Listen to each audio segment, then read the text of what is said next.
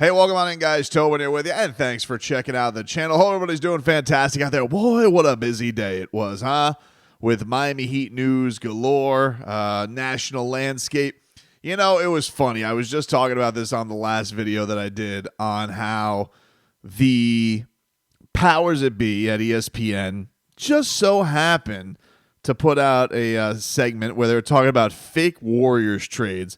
And lo and behold, who arrives on the doorstep with some rekindled Jimmy Butler fodder, but one Charania, who comes out and reports that the Miami Heat are basically open to listening to Jimmy Butler offers. I mean, here's the thing. It gets very, very heavy stuff nationally because you're talking about the number one NBA insider, and he's throwing it out there basically like this is new, even though it's not new. Like, it is all kind of drama, and even the teams that he throws out there are not teams we haven't heard of. Like, there hasn't been a new team that's popped up. And so even when I was reading this today, it's not that I don't believe Shams. It's just I'm trying to grasp the urgency of, like, is this anything that feels like it's going to happen anytime soon? And I would say with the way the Heat are playing basketball right now, my initial inclination would be no. And especially hearing the tone of Erik Spoelstra today, especially the way that he ended his press conference today, which I kind of want to spend a whole nother video on. But, you know, for those who didn't see, Shams reported that both he was talking about Butler and Brandon Ingram and their trade deadlines and all that stuff.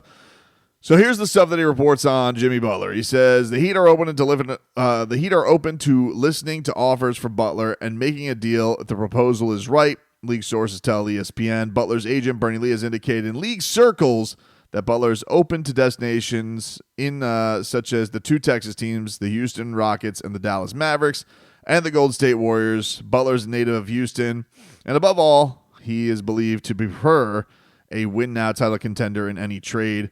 Which, what was the other report that came out over the summer? Was Brooklyn, right? Just because they were nice to Bernie Lee's other client, the Ben Simmons, you know, and that seems, I guess this would run, you know, counter to that. Butler's native to Houston, we all know that.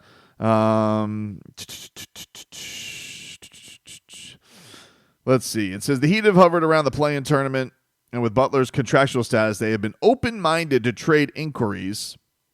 Butler's been professional throughout the season, by all counts, and has an affinity for Miami, where he even opened up his first Big Face coffee shop in the Design District. So that's the stuff from Jimmy that came from the national landscape. You had some reporting added on today from the Miami Herald that basically, I guess, put some I's and T's on it.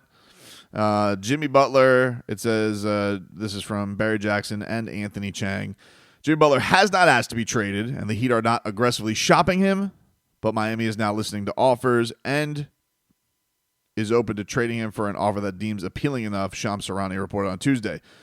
The Heat, which sometimes publicly denies trade reports, declined to comment on the ESPN report. Butler's agent, Bernie Lee, also declined to comment. Butler declined to interview after Tuesday's practice, which Jimmy doesn't talk after practice that often, so that's not that unheard of, especially if they have back-to-back practices. So if he does it again and they're all requesting it, maybe you could look into that. You know, if they're all humming. Tyler was the only player to speak today after practice, I believe, as far as a group setting. And it did look like there were a lot of cameras there.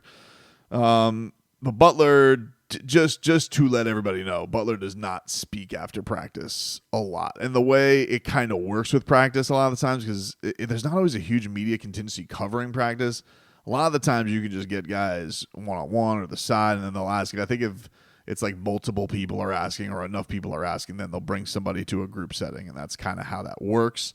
But guys can always say no. It's not like they're required, especially if they speak after games. I think only if you dip out after games so many times, that's where it actually becomes an issue. But Jimmy's been pretty available to the media this year.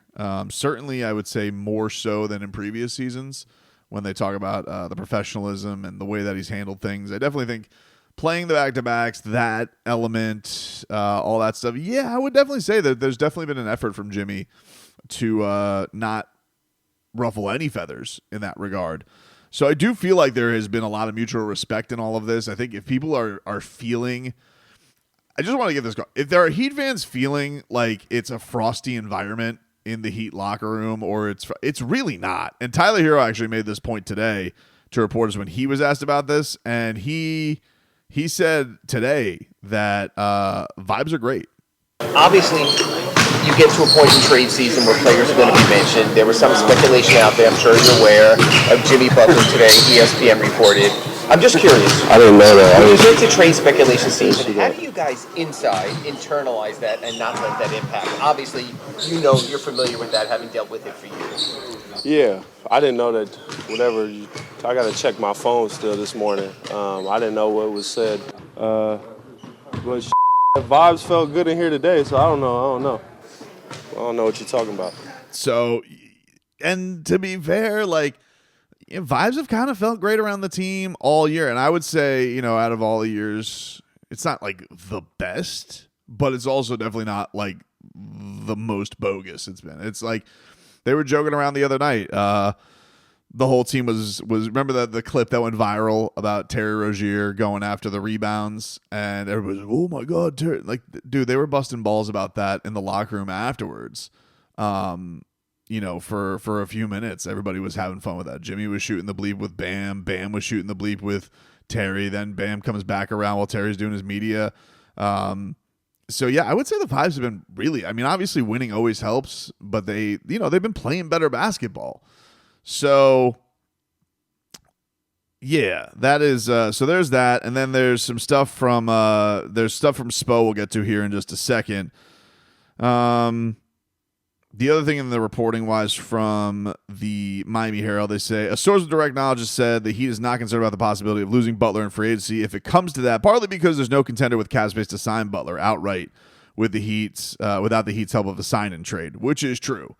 And this is all stuff we've all been over, and that's kind of one of the things, like, we've covered all of this stuff, but when it comes to the national landscape, it's frustrating right now because the Heat are playing really good ball, and now we're throwing the Jimmy Butler thing, and I don't really I almost felt like it was more on the back burner than it's ever been. And then it's like you put Sham's name next to it and it becomes the thing again. Like, oh my God, Jimmy Butler's out the door. Oh, just because the Warriors want to trade for a star doesn't mean they're entitled to anybody helping them get a star. Like, they were talking today about like LeBron and Steph teaming up because the Lakers are open to doing a trade. And I hate to look like I'm not saying that this stuff isn't true, because there's obviously truth in it. But when you report stuff like it's new and you put it out there like it's new, and then you got to ask about this stuff like it's new, even though I don't deny it, it's not like I feel like Pat Riley's fielding calls today like this. Waiting for the Warriors to call, waiting for the Rockets to call, waiting for he's not, like, this isn't going to put the ball in motion. Because if anything, I highly doubt the Heat leaked this to Shams. I doubt that. I doubt it very much. Just like all the Jimmy Philly stuff, I feel like Morey was behind that this summer. So it's not that if things go awry and the Heat really suck or somebody gets hurt, if Tyler and Bam go down and it's time to just wave the white flag on it, okay, I understand that. But I've been under the impression that the Heat are kind of last dancing this, and that they're going to go into this, try and trigger some things, figure some things out. They now have a starting lineup that works really well together. And this is even with some of their young guys not really, I think, maybe ascending the way that they had hoped. But Tyler Herro is playing like an all-star. Bam Adebayo is finding his way now. Certainly the team is playing great on both ends. And Jimmy Butler's been good. Like, Jimmy Butler's been rock solid. Jimmy Butler is not, I think everybody kind of came into this, career year Jimmy. Like, I didn't think that. I never thought that with this. Like, I thought Jimmy Butler was going to be Jimmy Butler. Like, we've all watched him for 6 years as Heat fans. You didn't know, like, hey, there was going to be some bumps and bruises along the way, and in some key moments, just like he did against the Suns. Oh, was Jimmy Butler not there to close that puppy out? He certainly was. and I think I've made my point on this, but for people who are new to this channel who just want to hear my point on it, I was for giving Jimmy Butler the original extension. Jimmy Butler, for those who missed it this summer, wanted basically an extra year added on. So Jimmy Butler has an option year for next year that's over $50 million, and then he wanted another year that basically would have been right under 60, I think. And that's what he wanted. And the Heat were like, no.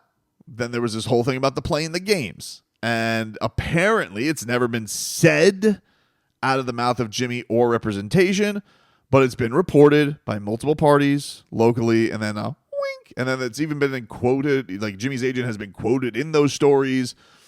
And it's also been reported by Shams as it was on Draft Night. And, you know, I think there's a thing where people are like, oh, Jimmy's agent hates Shams because they've gone back and forth on Twitter. I do think Jimmy's agent has a little bit of Jimmy to him in the theatrics of trolling on Twitter. So I wouldn't read too much into that. You can notice that in other reporters that he messes around with, that I don't feel like you would think like, oh, he hates that guy. And I don't think that he hates that guy. So, as far as getting back to it, I was for giving Jimmy the extension, the 1 year, but it all was kind of moot. And then it was like, well, then he's going to come back and he's going to want a multi-year extension. I'm like, all right, well, that's going to get to the point where he's almost 40. And then, like, what does that look like? If he wins the championship, then okay, I think you're drunk. Yeah, whatever you want. But if he doesn't, then if he's true to his word, which I do think Jimmy Butler is a man of principle, I think more so than I think a lot of other stars who would just want to kind of have their cake and eat it too. I think that I did believe that this could possibly be last year, but my hope was with a team that didn't really have, the only drama they could have over them this year was him. And he kind of squashed it right out of the gate. He showed up to Media Day professional. As the reporter said, he's been a professional around the team. He has tried to play as many games as possible, but he still missed 5 because Jimmy Butler plays hard. He gets banged up. Everybody thinks that he coasts all the time. And yeah, there are times where you can see it, but I think Jimmy Butler plays a pretty physical style. He plays a rugged style, and he gets banged up. But he gets banged up. He's been getting banged up his entire career and missing games his entire career, especially like since he got to like 27, 28. That's what happened. I didn't have this illusion that Jimmy Butler was going to play 75 games this year. I don't care. I usually say like, hey, manage it right. Have him ready for the dance. If it's Raptors, Hornets, Wizards, back-to-back front end, I'm cool with Jimmy Butler taking those days off. Why, people have gotten a little crazy with this stuff and going completely against load management, but I think this guy gets legitimately hurt. I think if you watch the Netflix documentary where he's like, why do you want me to play if I don't feel good? You've seen Jimmy Butler this year try and play a game. He physically doesn't feel right. He looks like a zombie. I don't understand why people just want him out there for those games, especially against the Hornets of the world. No offense. So, but the thing that is the payoff for him, and people will be like, well, then why would you extend him? Because the payoff is he's one of the best postseason performers in the mother bleeping league. That's the payoff. It's a gamble. And did he buy into that too much last year? And did the team hope into that too much and make desperate Rozier trades because of it? Yes, they did. Yes, they did.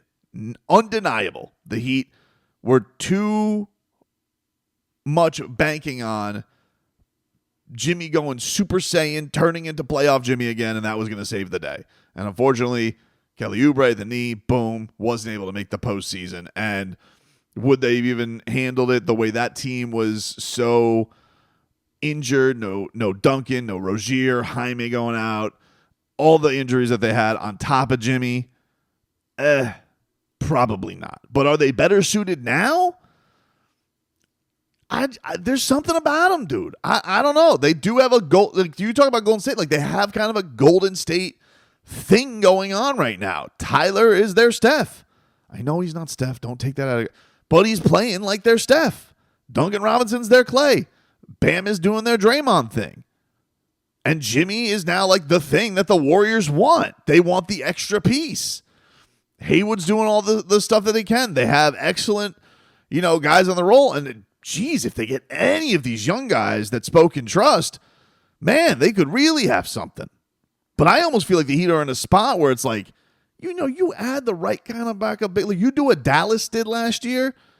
I think that he could be in a really good spot. Is it enough to catch Boston? I don't know. Boston's a juggernaut. You got to acknowledge it. But the Heat do have Boston's boogeyman. And you want to know who that is? Jimmy Butler. Like, if there was a guy you think that Golden State would want, why do you think that would be? Because they probably think they're going to play Boston. And who is the number one arch nemesis of Boston? Jimmy Butler. And I've said for many years how jealous I am of the Warriors. I'm jealous that they got Steph Curry to always play through. He never left like D-Wade did. I'm jealous that he got a fourth ring D-Wade never did. I'm jealous that they were able to go get Kevin Durant. I'm jealous that they've been able to do some of the things the Heat have tried to do, but just haven't been able to do since the Big Three era. They got Jimmy, and they've gotten close. And the thing is, they've gotten close. But the Warriors always feel like Warriors, like they're just ahead. Like you buy a lawnmower, they buy a push. They buy a riding tractor. You buy a hot tub, they have an in-ground pool. Like they're the Joneses. They always have to one up you. That's what it feels like. And so for Jimmy to go there, I'm like, I guarantee he goes there. He's going to win the championship. I bet anything he would. I'm not ready to give up on that dude. This guy has given too much to this organization. He's given too many good memories. He's dragged really imperfect rosters far. And now, forget the star stuff. You have all they've been waiting for is for Tyler to play like this. All that pursuit of Damian Lillard and Donovan Mitchell has all led to because you wanted Tyler Herro to be this kind of wingman for him. If he can stay healthy and Tyler Herro plays like this, are you really going to count them out? I don't know. I don't know if I'm ready to let that walk. I don't think I am. In fact, I know I'm not. And I said that I'm not open to trading him on Twitter. I think most of the response that I've gotten from Heat fans, I'm like, yeah, I think most Heat fans want to ride it till the wheels fall off. Maybe the wheels are already squeaking off the axle. And then there are others who are like, he's washed. He retire already. Get what you can for him. I get it. If I was running a front office, I understand you got to talk about the prudent thing to do. And if somebody came with like, what is it? I think Barry put it in this article, or Anthony put in this article, on the teams who could trade picks, right? The Warriors have 3 tradable first-round picks. Dallas and the Lakers have 2. The 76ers have 4. Houston has 5. Let's just say Houston offered you, Green, Thompson, whatever the salary is, and 3 first-round picks. Do you have to talk about it? Oh, of course. Because then the Heat, if they do really feel like this is over, yeah, well, then they can pivot in the offseason and they can get in the game for whoever the star is that wants to go. But should that be an easy decision with all the moments Jimmy Butler has given you? It's kind of like one of the things that's cool about this team this year is the solutions are in the guys who have been here the longest. Duncan, Bam, Tyler, and Jimmy, with a sprinkle of Haywood in there. But even a guy like Drew Smith who's been in the system, it's cool to see him flourish. So I guess my cap of this, and I'll get to the Spo here in just a second, is I don't want the Heat to trade Jimmy Butler. I want to ride it out till the summer. That's me. If the Heat end up doing it and they get a haul for him, which I don't think that they will with his age and contract status. But let's just say that they did. Let's just say the Rockets were feeling frisky. Will I be able to justify it? Yeah, I can justify it, but I'm not going to like it. I'm not going to like it. Jimmy is a special part of Heat history. He is. There's going to be, when you write the chapters of Heat history, there's going to be the early years, Glenn Rice and Ronnie Cycli. There's going to be the Zoe Timmy years. There's going to be the D-Wade era. There's going to be the D-Wade Big Three era. There's going to be the post-Big Three era. And then there's going to be the Jimmy Butler era. it's his era. And yeah, I guess a lot of fans are, I don't know, maybe you guys weren't there for the 56-point game, but I was, and it's still some of the coolest memories that I have as a Heat fan. Here is Erik Spoelstra when asked about this today. As we get into speculation season, even a report today, obviously the league thrives on that kind of stuff. What's the messaging inside the room when another one comes out, when something else comes out? I didn't mention anything just like I did before. I think the biggest message is the fact that we're 3-0 right now, this past week, and the player that was rumored in so many trade speculations the last 3 years. It seemed like every week that player is still here, and he was player of the week. So that's really the only thing I'm thinking about. It's been our best, most consistent stretch of the season. So anything else, any other narrative, I don't care. Nobody should, because most of this stuff has just been all like a bunch of gibberish. There you go.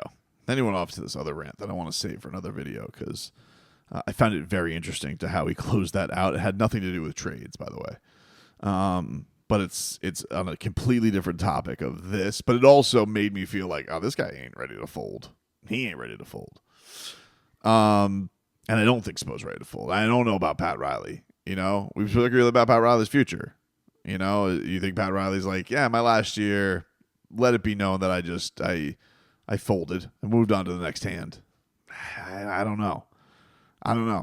Good week. If the Heat finish with a strong end of the month, let's look at let's take a little looky-loo at what the Heat got coming up. We know Thursday they got the Raptors, then they got the Pistons coming up, then they got a good matchup coming up against the Thunder at home. Couple Orlando matchups, and Orlando's been, even with their injuries, have been froggy, and Atlanta, and there is a Houston matchup. But it's not the most dire schedule in the world. And so if the Heat position themselves well, if they like legitimately see themselves in that 3-4 spot, who's to say that they don't see there's some addition that they can make that could that they feel like could really solidify them? We'll see. I think that there's a lot of noise. It's not inaccurate noise, but I just think it's almost microwave noise. I don't feel like this is a fresh recipe. I feel like these are leftovers from the summer that are kind of getting thrown in there, and Shams is like, does anybody run to talk Jimmy Butler trades? Like, thanks, Shams. Appreciate it, dude. What is it? It's a Tuesday in early December. Trying to draw up some they did do top 10 reverse dunks yesterday on NBA Today instead of talking about the Heat beating the Cavs. So Lord knows why don't they do just trade speculation today.